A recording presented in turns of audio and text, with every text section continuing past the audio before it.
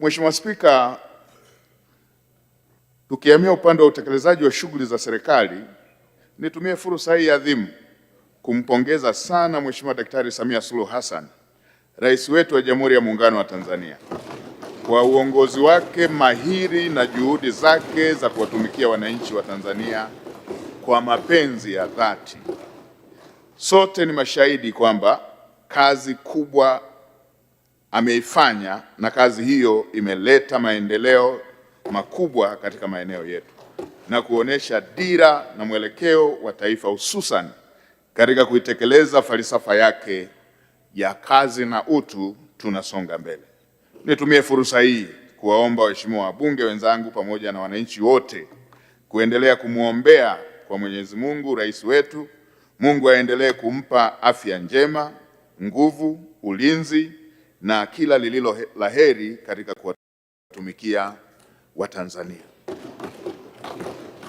Sina shaka nyote mtakubaliana nami kwamba Mheshimiwa Rais amefanya kazi kubwa ya kusimamia na kutekeleza ilani ya uchaguzi ya Chama cha Mapinduzi ya mwaka 2020, dira ya taifa ya maendeleo ya 2025, mpango wa tatu wa maendeleo wa miaka mitano wa mwaka 2021 hadi 2022 hadi 2025-2026 na malengo ya maendeleo endelevu 2030.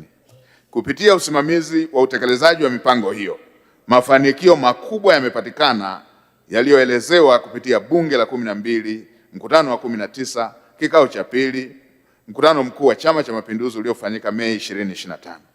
Pamoja na mafanikio hayo makubwa, wakati wa kampeni za uchaguzi mkuu wa mwaka 2025, Mheshimiwa Rais alitoa ahadi mbalimbali kwa lengo la kuleta maendeleo na kukuza ustawi wa wananchi.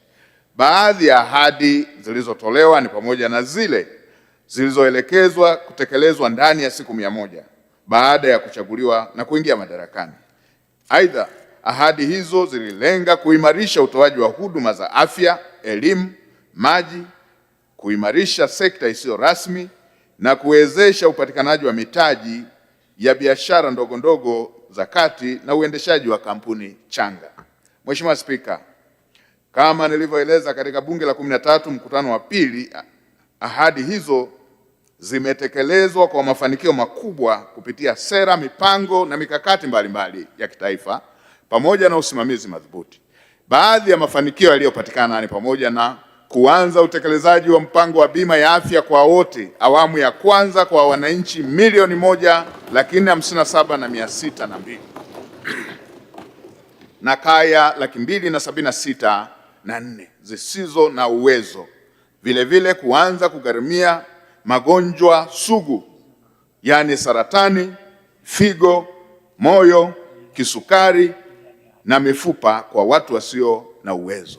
Mheshimiwa Spika, utakubaliana nami kwamba haya ni magonjwa ambayo yalikuwa yanasababisha shida kubwa kwa wananchi wasio na uwezo kwa kushindwa kukabiliana nayo, na kuondoa zuio la kuchukua miili ya marehemu katika vituo vya umma vya kutolea huduma za afya kote nchini kwa kigezo cha kutokulipia gharama za matibabu ni moja ya jambo ambalo limetekelezwa ndani ya siku 100. Mheshimiwa Spika, kwa upande wa elimu, mpango mkakati wa kisayansi wa kujenga umahiri wa kusoma, kuandika na kuhesabu kwa watoto wa elimu ya awali na wanafunzi wa darasa la kwanza na la pili ulizinduliwa na Mheshimiwa Rais tarehe 29 Januari 2026. Mpango huo wenye kauli mbiu ya mtoto asome, aandike na ahesabu bila shida unalenga kuongeza ubora wa elimu ya msingi na mbinu bora za ufundishaji. Mheshimiwa Spika, mafanikio mengine ni pamoja na kuzinduliwa kwa mpango wa kitaifa pamoja kati ya waajiri, vyuo vya ufundi stadi na vyuo vikuu. Mpango huo ulizinduliwa tarehe 9 Februari 2026 na Mheshimiwa Balozi Daktari Emmanuel John Nchimbi, Makamu wa Rais wa Jamhuri ya Muungano wa Tanzania, na unalenga kujenga uwezo na ubunifu wa ujasiriamali kwa wanafunzi na kuwawezesha kujiajiri ama kuajiriwa. Mheshimiwa Spika, kwa upande wa sekta ya maji, serikali inaendelea na kutekeleza miradi 10 yenye thamani ya shilingi trilioni 1.58. Miradi hiyo ni sehemu ya utekelezaji wa gridi ya taifa ya maji ya kusambaza maji kutoka Ziwa Victoria, Ziwa Tanganyika na Ziwa Nyasa pamoja na mito mikubwa kwenda kwenye maeneo mbalimbali hapa nchini. Mafanikio mengine yaliyopatikana ni kutoa ajira na kuwapangia vituo watumishi 12,000 ambao kati ya hao 5,000 ni wa sekta ya afya na 7,000 ni wa sekta ya elimu. Watumishi hao wameongeza ufanisi wa utoaji wa huduma katika sekta za afya pamoja na elimu.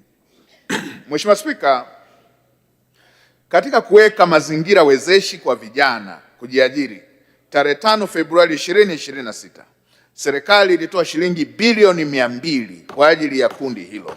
Fedha hizo zitaongeza uzalishaji wa ajira katika sekta mbalimbali ikiwemo kilimo, mifugo, uvuvi, viwanda na biashara, mawasiliano pamoja na maeneo mengine ambayo vijana wetu wanafanya shughuli katika kuhangaika kukuza uchumi. Hayo ni baadhi tu ya mafanikio makubwa yaliyopatikana katika siku 100 za utawala wa serikali ya awamu ya 6 kipindi cha pili chini ya uongozi wa Daktari Samia Suluhu Hassan, rais wetu wa Jamhuri ya Muungano wa Tanzania. Wahenga walisema mwenye macho haambiwi tazama. Mafanikio hayo ni ishara tosha ya msingi imara aliyoweka Mheshimiwa Rais wa utekelezaji wa Dira 2050 katika kipindi cha miaka 5 ya kwanza. Mheshimiwa Spika, pamoja na mafanikio hayo ya utekelezaji wa ahadi ya siku 100 yaliyoelezewa, mafanikio mengine yamepatikana katika sekta mbalimbali yataendelea kuelezewa kwa kina tutakapokuwa tunawasilisha bajeti za wizara ya kisekta. Leo nitagusa katika baadhi ya maeneo tu. Mheshimiwa Spika, kwa hali ya uchumi hapa nchini, uchumi umeendelea kukua kwa kasi ambapo katika kipindi cha robo ya tatu ya mwaka 2025 pato halisi la taifa limekuwa kwa asilimia 6.0 ikilinganishwa na asilimia 5.5. Mheshimiwa Spika, ikumbukwe kuwa tulipopata uviko 19 pato la taifa lilishuka chini ya asilimia 4.7. Miaka michache baadaye tumesharudi kwenye asilimia 6 na tunaendelea kupanda kukiwa na matarajio makubwa zaidi. Ukuaji huo umechangiwa na uwekezaji mkubwa katika miradi ya kimkakati ya miundombinu ikiwepo nishati, mawasiliano, usafiri na usafirishaji, huduma za kijamii na kuimarika kwa shughuli za uzalishaji katika sekta mbalimbali.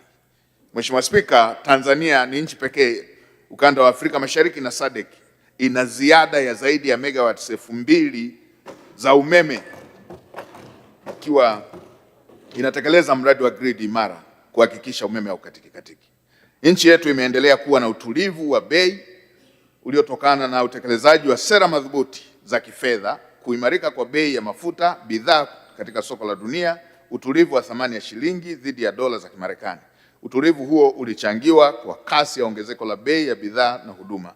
Katika kipindi cha Julai hadi Disemba 2025, wastani wa mfumuko wa bei ulikuwa asilimia 3.5 na kiwango hicho kipo ndani ya lengo la chini ya asilimia kati ya asilimia 3 hadi asilimia 5.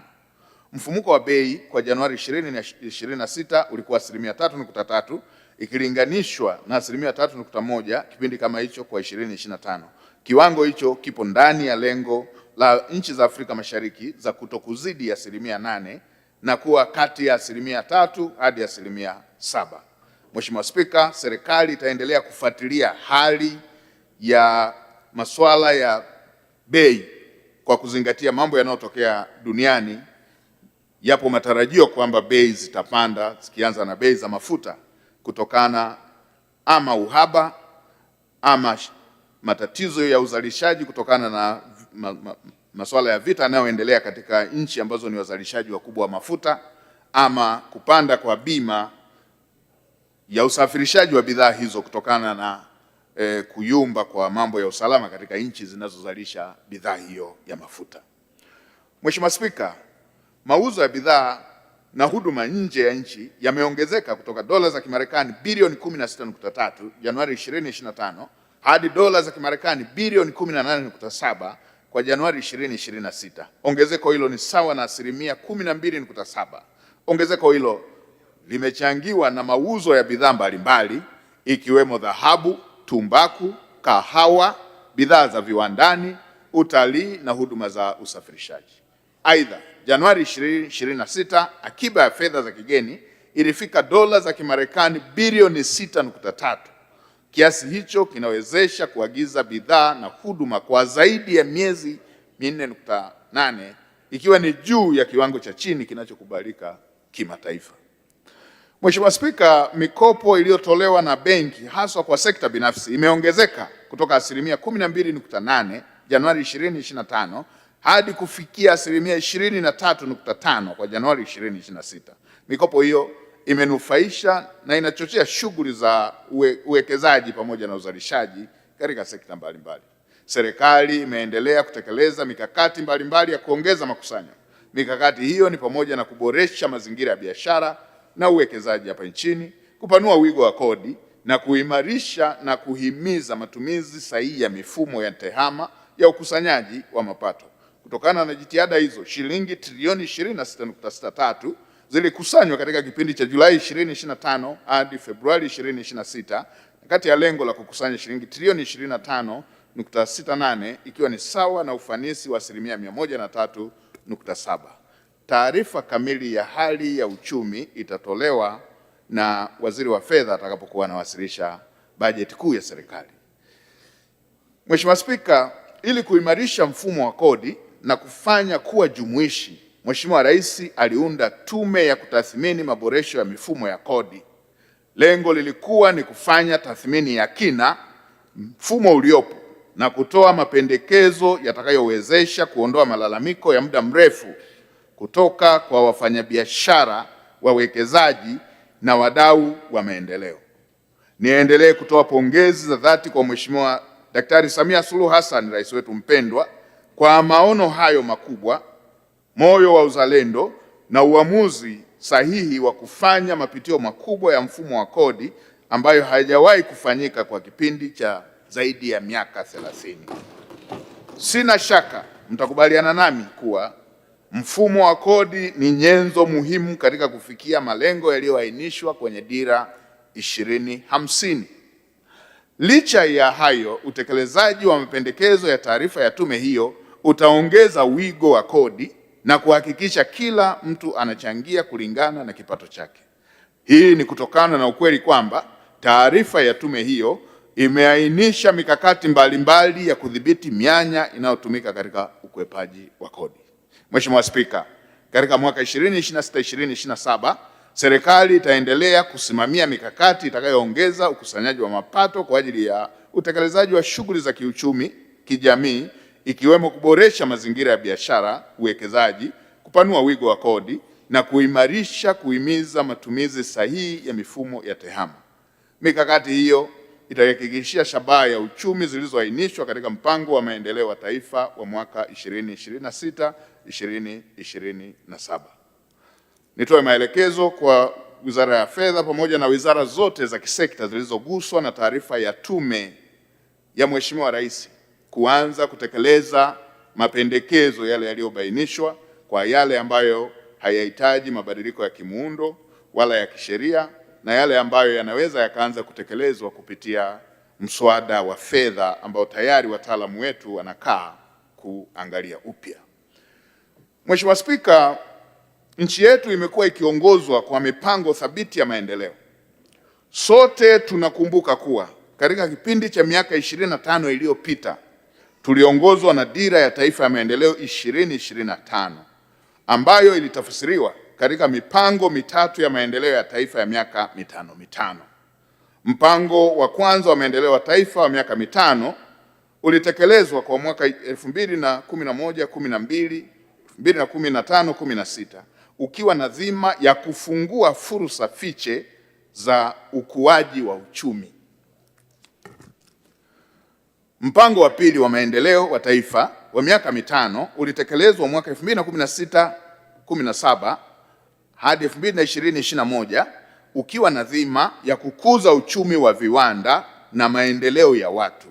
Mpango wa tatu wa maendeleo wa miaka mitano ulitekelezwa kwa mwaka 2021-2022 hadi 2025-2026 ukiwa na dhima ya kujenga uchumi shindani na viwanda kwa maendeleo ya watu ambao ndio unaokamilisha utekelezaji wa Dira 2025.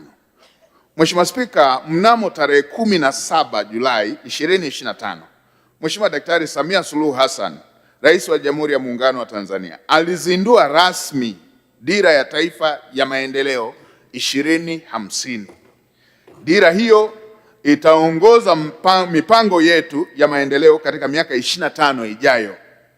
Vile vile inalenga kujenga taifa jumuishi lenye ustawi kwa wote, lenye haki, linalojitegemea. Kama sehemu ya mkakati wa utekelezaji wa Dira 2050, serikali iliandaa na bunge lako tukufu likapitisha katika mkutano wake uliopita mpango wa 4 wa maendeleo wa taifa wa miaka 5 utakaotekelezwa katika kipindi cha miaka 5, yani 2026, 2027, 2030, 2031. Dhima ya mpango huo, mpango wa sasa, baada ya kutoka kwenye dhima zingine zote nilizozisema za mpango wa kwanza, wa pili, wa tatu, mpango huu wa 4 dhima yake ni mageuzi katika kukuza uchumi na kuzalisha ajira. Naomba niirudie Mheshimiwa Spika. Dhima ya sasa ya mpango wa 4 ambao ni mpango wa kwanza kwenye dira mpya ni mageuzi katika kukuza uchumi na kuzalisha ajira. Tunahitaji mageuzi katika kukuza uchumi na tunahitaji kuzalisha ajira kwa sababu ni tatizo kubwa kwa sasa ndani ya nchi yetu. Mpango na bajeti itakayopitishwa na bunge hili ni hatua ya kwanza ya utekelezaji wa mpango wa 4 wa maendeleo ya taifa wa miaka 5, yani 2026 2027 hadi 2030 2031 na dira ya 2050. Utekelezaji wa dira hiyo utawezesha taifa kuwa na uchumi wenye thamani ya dola za Kimarekani trilioni 1 na wastani wa pato la mtu mmoja kuwa dola za Kimarekani 7,000 ifikapo mwaka 2050. Kwa hiyo dira tunayo na dhima tunayo na malengo tunayotaka kuyafikia tunayo, tena malengo ya watu wanaojiamini. Dola 7,000 kwa mtu mmoja, uchumi wa dola za Kimarekani trilioni 1 ifikapo 2050. Dira 2050 ndio mwelekeo wa taifa letu. Kwa kuzingatia hilo, kipaumbele cha serikali kitawekwa katika utekelezaji wa malengo kama yalivyoainishwa katika dira hiyo. Suala hilo litawezekana tu ikiwa wadau wote watakuwa na ufahamu wa kutosha kuhusu vipaumbele vilivyoainishwa katika dira 2050. Nitoe rai kwa viongozi wa serikali, viongozi wa sekta binafsi, viongozi wa asasi za kiraia, viongozi wa dini na wadau wa maendeleo wote hapa nchini kuhakikisha kwamba mipango hiyo inawiana na vipaumbele vya dira 2050, mipango yao inawiana na vipaumbele vya dira 2050 na kuiunga mkono dira hiyo katika utekelezaji wake. Hii sio dira ya serikali, ni dira ya nchi na inamhusu kila Mtanzania, na kila Mtanzania ashiriki katika kutimiza ndoto hiyo ya taifa ya kufikia lengo hilo tuliloliweka katika dira yetu. Aidha, ninaielekeza Tume ya Mipango kuendelea kutoa elimu kwa umma kuhusu dira 2050 ili kuwezesha ushiriki kikamilifu wa kila Mtanzania. Nikupongeze Mheshimiwa Waziri wa Mipango, umeanza vyema kazi hiyo ya kutoa elimu kama ambavyo tumeshuhudia mkiwa mnakutana na makundi mbalimbali kwa lengo hilo la kutoa elimu ya dira 2050. Mheshimiwa Spika, serikali itaendelea kujenga uchumi unaoongozwa na uwekezaji katika sekta binafsi ili kuongeza kasi ya ukuaji wa uchumi na kuboresha ustawi wa wananchi. Ili kuonesha dhamira ya dhati ya kutekeleza malengo hayo, katika mwaka 2025-2026 miradi 927 yenye thamani ya dola za Kimarekani bilioni 11.08 ilisajiliwa. Hatua hiyo inaonyesha kuimarika kwa mazingira ya uwekezaji nchini na kuongezeka kwa amani ya wawekezaji na imani kubwa ya wawekezaji ndani na nje ya nchi. Katika mwaka 2026-2027 serikali itaendelea na uwekezaji wa kimkakati katika maeneo mbalimbali ikiwemo eneo maalum la kiuchumi la Bagamoyo, Liganga na Mchuchuma pamoja na miradi ya magadi soda kule Engaruka.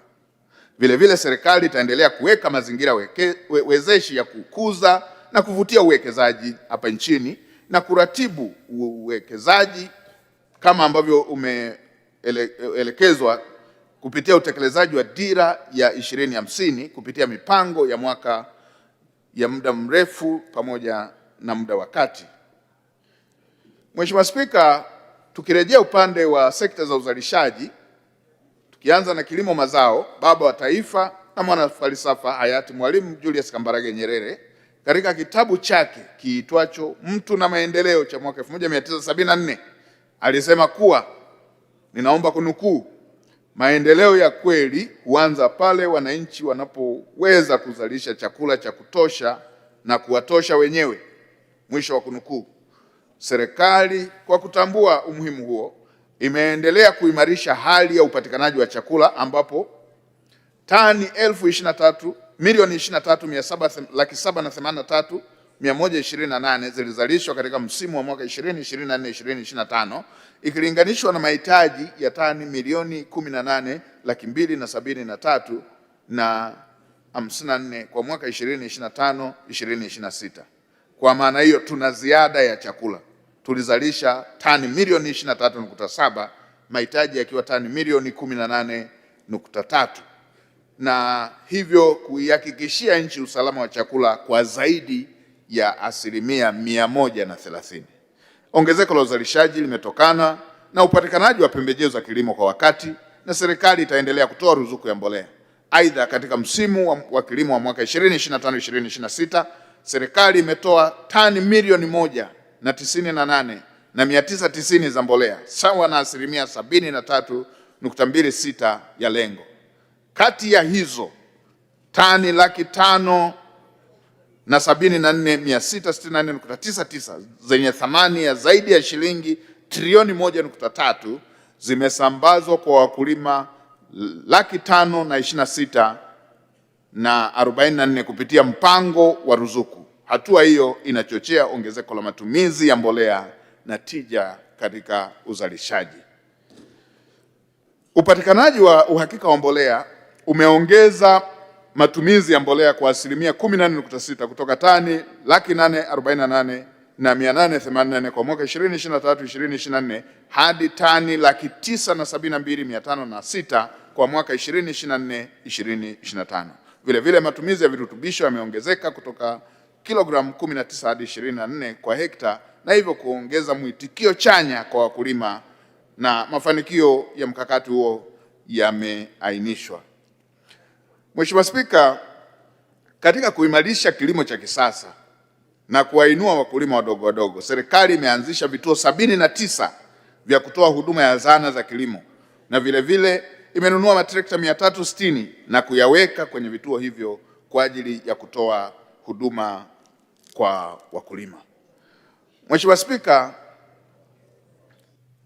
aidha kwa upande wa mazao yote Mheshimiwa Spika, ili kuimarisha kilimo cha kisasa, serikali itaendelea kutekeleza mradi huo wa upatikanaji wa zana za kilimo ili kuweza kuhakikisha kwamba wananchi wakulima wa Tanzania wanapata zana bora na za kisasa katika kulima. Mheshimiwa Spika, ili kuleta tija inayotarajiwa katika kilimo, nimeelekeza Wizara ya Kilimo kwa kushirikiana na Wizara ya Viwanda na Biashara kuweka mpango mahususi wa usimamizi wa vipimo. Mheshimiwa Spika, nimekataza utaratibu wa lumbesa.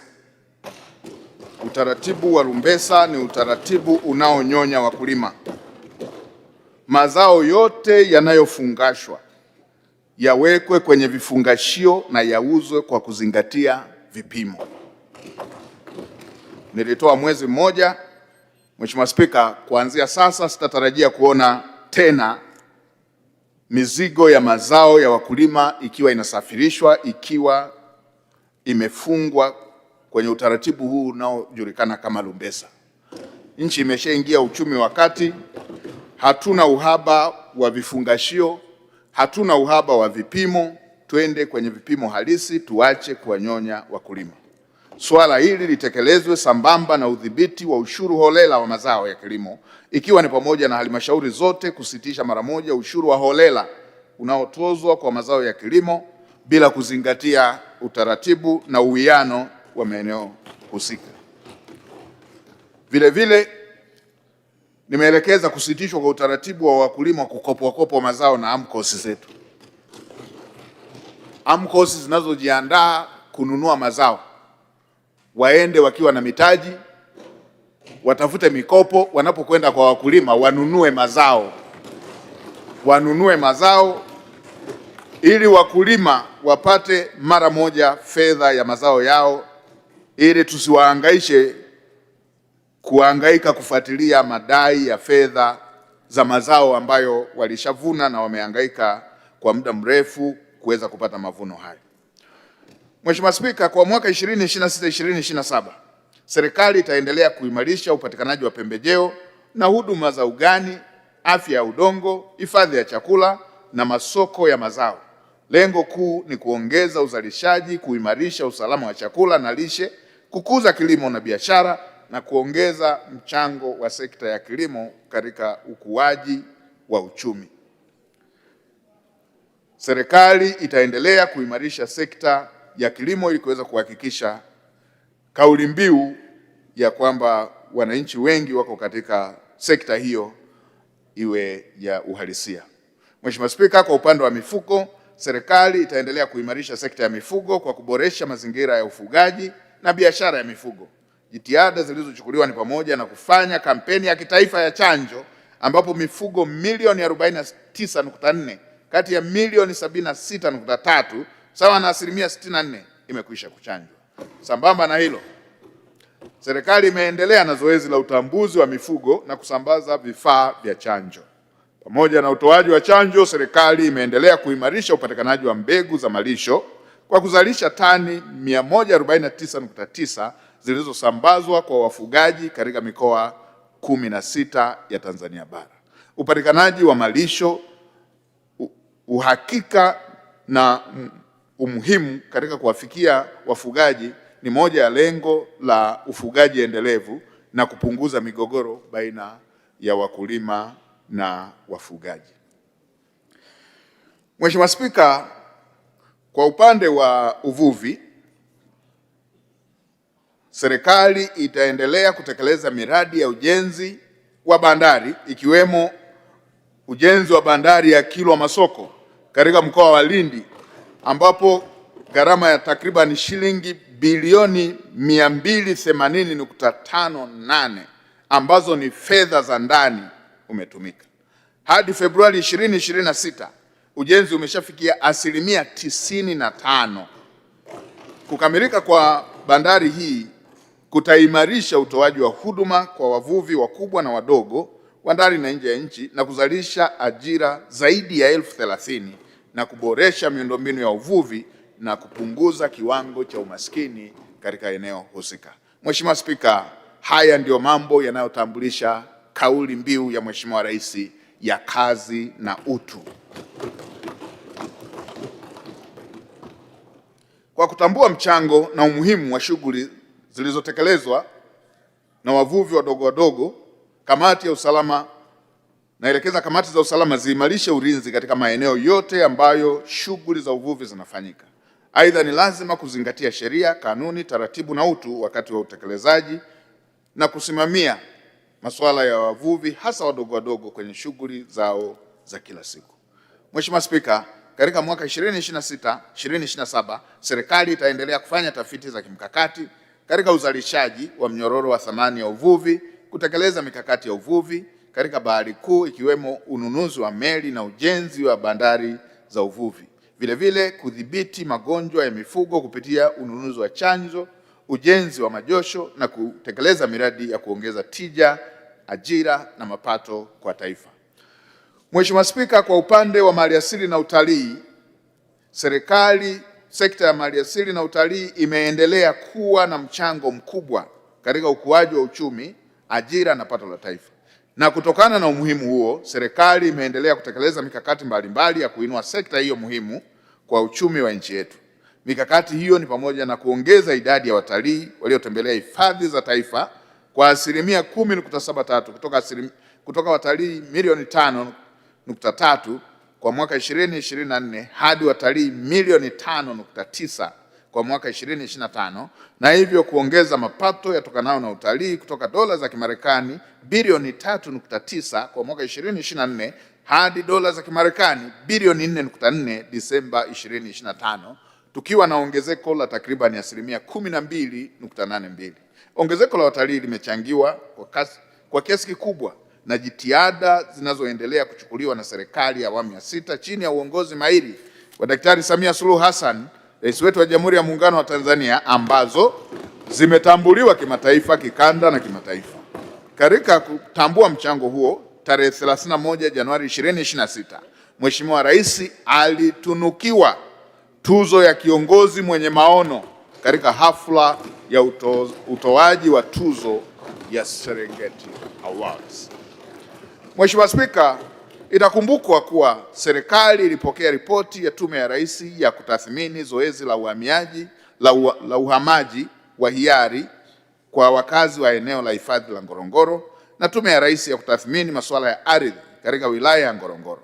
Nilihakikishia bunge lako tukufu kuwa serikali itafanyia kazi mapendekezo ya ripoti hiyo kwa lengo la kupata suluhu ya kudumu ya kuimarisha utalii katika ukanda wetu. Nielekeze wizara zinazohusika: Wizara ya Maliasili na Utalii, Wizara ya Ardhi, Nyumba na Maendeleo ya Makazi, Ofisi ya Waziri Mkuu TAMISEMI, Mkoa wa Arusha na Mkoa wa Tanga kuendelea na mkakati wa utekelezaji wa zoezi hilo na utekelezaji wa mapendekezo yaliyotolewa na Tume ya Rais katika maeneo hayo mawili. Mheshimiwa Spika, kwa upande wa madini, serikali imeendelea kuimarisha sekta ya madini kwa kutekeleza mikakati mbalimbali inayoongeza mapato ya serikali na fursa za ajira kwa wananchi. Kama ilivyo sekta ya maliasili na utalii, sekta ya madini ina mchango mkubwa katika ukuaji wa uchumi na pato la taifa. Kwa kuzingatia umuhimu huo, mikakati mbalimbali imeendelea kutekelezwa, ikiwemo kuimarisha usimamizi na utendaji wa masoko 44 na vituo 118 vya ununuzi wa madini.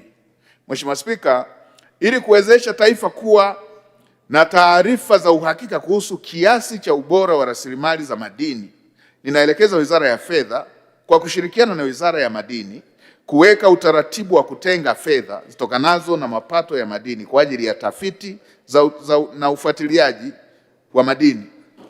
Taratibu hizo zianze kutumika katika mwaka wa fedha huu 2026/2027. Mheshimiwa Spika, tunahitaji kujua rasilimali tulionayo, tunahitaji kuongeza wigo wa Watanzania kujihusisha na uchimbaji ili kuweza kuinua pato la taifa na pato la mtu mmoja mmoja kutokana na sekta hiyo na utajiri huo tulionao. Vile vile kutoa fursa kwa Watanzania kunufaika na rasilimali za madini.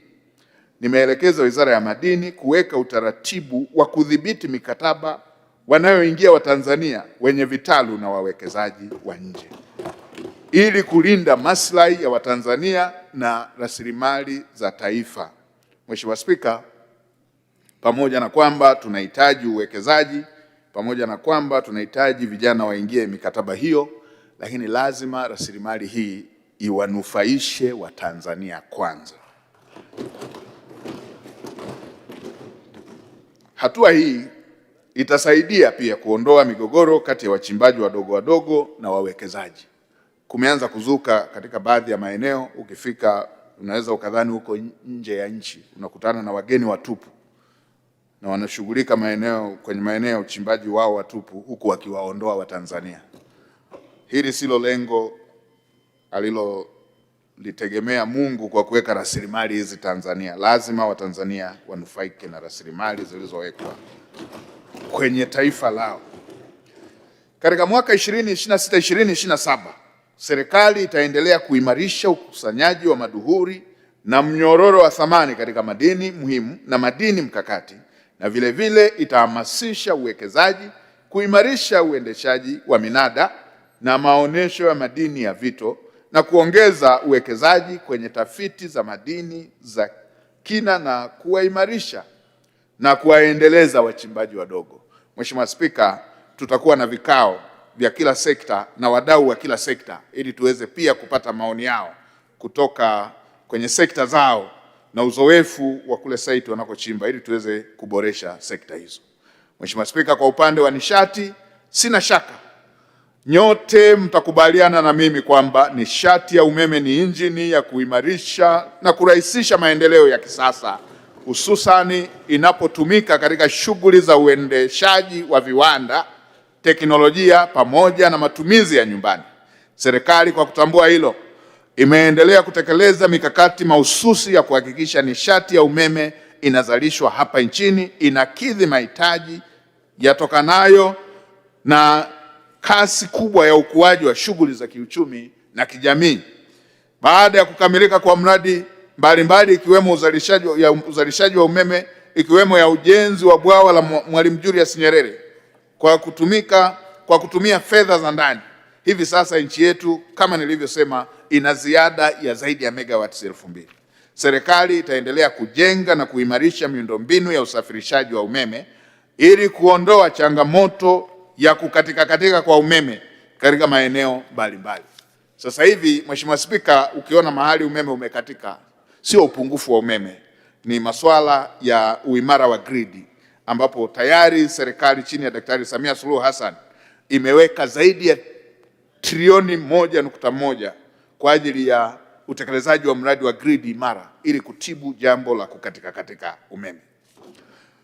Ninawaelekeza Wizara ya Nishati pamoja na Wizara ya Fedha kukamilisha utekelezaji wa miradi hiyo ya kupeleka umeme katika kuimarisha grid ya taifa ili kuondokana na kukatika kwa umeme. Vile vile tuendelee na utekelezaji wa kupeleka umeme kwenye vitongoji, viwekwe vipaumbele katika kuunganisha umeme katika hospitali, vituo vya afya, zahanati, shule, taasisi za dini na visima vya maji. Aidha, Wizara ya Fedha kwa kushirikiana na Wizara ya Nishati kuimarisha utekelezaji kama nilivyosema wa gridi imara, ikiwa ni pamoja na kuhakikisha fedha zilizotengwa zinatolewa kwa wakati ili tukamilishe mradi huo wa gridi imara na kuwaondolea wananchi adha ya kukatika umeme. Lengo ni kuondoa tatizo hilo maeneo yote kwa mara moja hapa nchini. Mheshimiwa Spika, kwa upande wa mafuta na gesi, pamoja na juhudi za upatikanaji wa nishati ya umeme, serikali imeendelea kuhakikisha ongezeko la matumizi ya gesi asilia. Katika kipindi cha Julai 2025 hadi Februari 2026, serikali imeongeza mtandao wa miundombinu ya usambazaji wa gesi asilia katika viwanda, taasisi na nyumbani hadi kilomita 243.6 ikilinganishwa na kilomita 184 iliyokuwa kipindi kilichopita.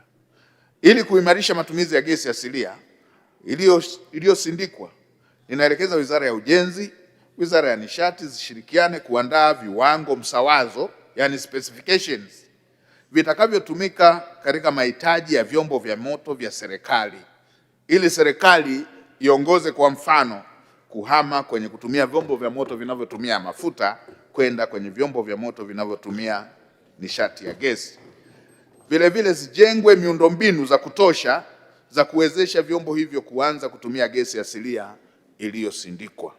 Mheshimiwa Spika, leo tunaongelea tatizo la kupanda kwa bei za mafuta kutokana na hali ya kisiasa, hali ya amani katika Mashariki ya Kati, lakini sisi tuna gesi yetu ambayo itatupa uhakika. Tukishakuwa na gesi yetu na vifaa vyetu vinatumia nishati ya gesi, maana yake hatutaathirika sana yanapotokea matatizo kama haya kwenye nchi zinazozalisha mafuta. Licha ya uwepo wa changamoto za kiusalama za kikanda na kimataifa ikiwemo ile ya Mashariki ya Kati, serikali itaendelea kusimamia upatikanaji wa bidhaa hizi za mafuta, petroli pamoja na mengineyo, ili kuweza kuhakikisha kuwa bidhaa hizo zinaendelea kuwa himilivu. Tumeona bei zimeanza kupanda, tutakaa ndani ya serikali kuweza kuhakikisha tunakabiliana nalo vipi hilo, ili wananchi waendelee kupata mafuta kwa bei watakayoweza kumudu na kudhibiti kupanda kwa gharama za maisha. Katika hatua nyingine, serikali imeendelea kusimamia mifumo ya kuagiza na kuhifadhi na kusambaza mafuta pamoja na kuongeza uwezo wa kupokea na kuhifadhi mafuta katika bandari yetu ya Dar es Salaam na ya Mtwara. Katika kufanikisha hilo, serikali imeendelea kutekeleza miradi ya ujenzi wa ghala la kupokea na kuhifadhi mafuta lenye uwezo wa kupokea tani 308,110 katika bandari ya Dar es Salaam, ambapo umefikia asilimia 30. Aidha, miundombinu ya kuhifadhi mafuta katika bandari ya Mtwara imeongezeka kutoka tani 29,280 hadi tani 110,221 ambayo itawezesha kupokea meli zenye shehena ya tani 30,000. Mheshimiwa Spika, kwa mwaka 2026-2027 serikali imeendelea kuimarisha uzalishaji, usafirishaji na usambazaji wa umeme ili kukidhi mahitaji ya nishati hapa nchini, kusambaza umeme katika vitongoji ambavyo havijapatiwa umeme, kuendelea na shughuli za kutafuta, kusafirisha, kuhifadhi na kusambaza mafuta na gesi asilia. Pia kukamilisha mpango wa matumizi ya nishati safi ya kupikia katika taasisi, kuimarisha ushirikiano wa sekta binafsi na kutekeleza mkakati wa taifa wa matumizi ya nishati safi ya kupikia 2024-2034. Maelezo ya kina kuhusu mafuta na gesi yanapatikana katika aya ya 90 hadi 96 ya hotuba hii na yatatolewa kwa kina na waziri wa sekta atakapokuwa anaelezea, atakapowasilisha bajeti ya serikali ya sekta ya Wizara ya Nishati. Mheshimiwa Spika, kwa upande wa ardhi, sekta ya ardhi ni mtambuka na ni muhimu sana katika kufanikisha utekelezaji wa shughuli za sekta nyingine za uzalishaji na maendeleo ya taifa. Hata hivyo, Mheshimiwa Spika, sekta hii imekumbwa na changamoto na migogoro mingi ambayo imekuwa kero kubwa kwa wananchi. Changamoto na migogoro hiyo ni pamoja na maeneo mengine nchini kutokupimwa, ucheleweshaji wa utoaji wa hati, umilikishaji wa eneo moja kwa zaidi ya mtu mmoja, na baadhi ya watendaji kutokuwa waaminifu, uuzaji wa maeneo ya wananchi kinyemela, pamoja na kero zingine za aina hiyo. Changamoto hizo zimesababisha uwepo wa migogoro baina ya makundi mbalimbali katika jamii, ikiwemo ya wakulima na wafugaji, migogoro ya mipaka baina ya vijiji na vijiji, migogoro ya ardhi baina ya mtu na mtu na taasisi. Mheshimiwa Spika, moja ya jambo linalotishia undugu wa Watanzania kwa sasa ni ardhi. Maeneo mengi watu wanataka kuchukiana kwa sababu ya ardhi. Serikali imeendelea kutatua migogoro hiyo kupitia kliniki za ardhi, kamati za wataalamu, mabaraza ya ardhi na ziara za viongozi. Hadi Januari 2026 migogoro 5333 imetatuliwa. Maombi ya umiliki 10,113 yalipokelewa na hati miliki 7,182 ziliandaliwa, pamoja na kuandaa mipango ya matumizi ya ardhi katika vijiji 191.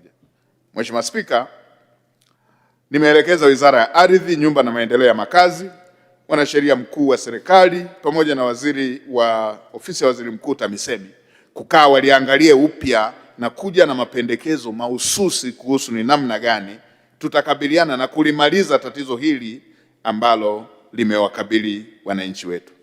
Katika kuhakikisha kwamba changamoto na migogoro hiyo inafika kikomo, nilishasema ni lazima sasa tuifikishe mwisho migogoro hiyo, kwa sababu tumeilimbikiza sana.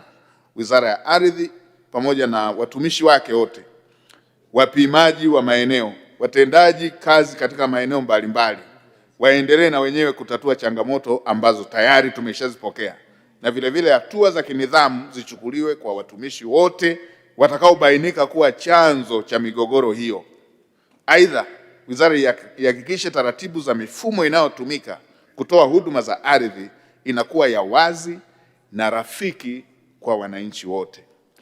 Katika mwaka 2026-2027 serikali itaendelea kusimamia upangaji na upimaji wa ardhi mijini na vijijini na maeneo ya kimkakati, kuimarisha mifumo ya tehama na kuboresha huduma za uthamini na ulipaji fidia, na vile itaimarisha utatuzi wa migogoro, kuendelea na ujenzi wa nyumba za gharama nafuu na kuboresha miundombinu ya upimaji na ramani ili kuongeza tija na uwazi na kasi ya utoaji wa huduma hizo.